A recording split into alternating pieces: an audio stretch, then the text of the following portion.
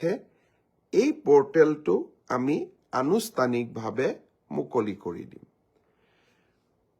ইয়াৰ পিছত মোক সততে সোধা প্ৰশ্নটো হৈছে যে মুখ্যমন্ত্ৰীৰ আত্মনিৰ্ভৰ অসম অভিযানৰ দ্বিতীয় পৰ্যায়ৰ আবেদনৰ প্ৰক্ৰিয়া কেতিয়া আৰম্ভ হ'ব?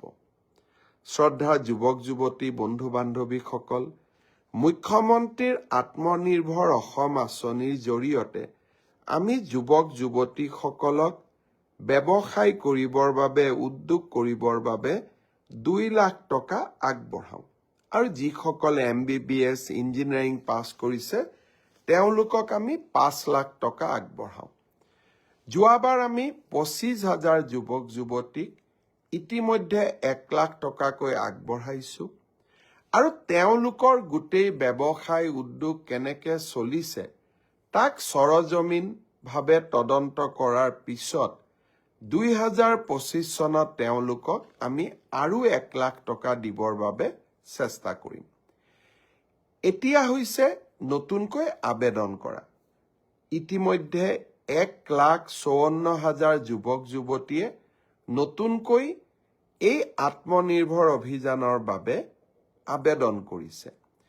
এই বছৰ আমি 75,000 যুৱকক 1 লাখ টকা প্ৰথম কিস্তিত, দ্বিতীয় কিস্তিত 1 লাখ টকাকৈ আগবঢ়াম।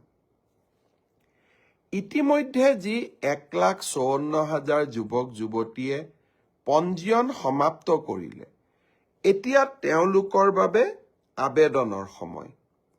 আৰু তেওঁলোকে অহা 1 জানুৱাৰীৰ পৰা আবেদন কৰাৰ সুবিধা পাব। 1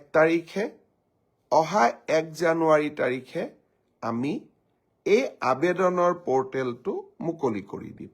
মিউচুৱেল ট্ৰেন্সফাৰৰ পৰ্টেলো মুকলি হ'ব আৰু সমান্তৰালভাৱে মুখ্যমন্ত্ৰীৰ আত্মনিৰ্ভৰ অভিযানৰ আবেদনৰ পৰ্টেলো আমি 1 জানুৱাৰী তাৰিখে মুকলি কৰি দিম।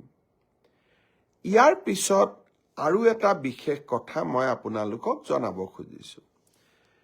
লখিমপুৰৰ কেবিনেটত